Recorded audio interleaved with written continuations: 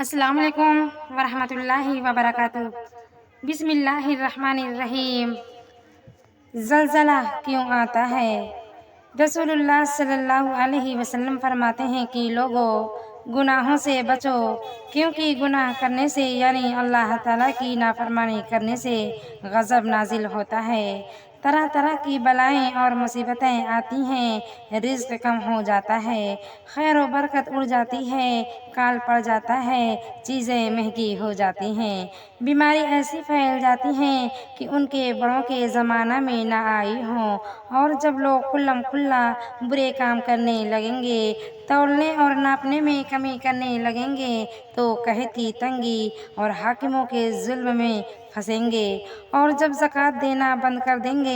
تو ان پر رحمت کی بارش بند ہو جائے گی، اگر جانور نہ ہوتے تو بارش بالکل بند ہی ہو جاتی۔ حضرت عائشہ رضی اللہ تعالیٰ عنہا سے زلزلہ آنے کی وجہ پوچھی گئی تو آپ نے فرمایا کہ میں نے رسول اللہ صلی اللہ علیہ وسلم سے سنا ہے کہ جب لوگ اعلانیہ زنا کرنے لگیں گے اور شراب پینے لگیں گے اور باجے بجوانے لگیں گے اور برے کاموں کو اچھے کاموں کی طرح کھلم کھلا کریں گے، اللہ تعالیٰ سے نہ ڈریں گے، تو اس وقت اللہ تعالیٰ کو آسمان پر غیرت آتی ہے اور زمین کو حکم دیتا ہے کہ ان ظالم نافرمانوں کو ہلا ڈال تاکہ یہ نافرمانیوں سے باز آ جائیں۔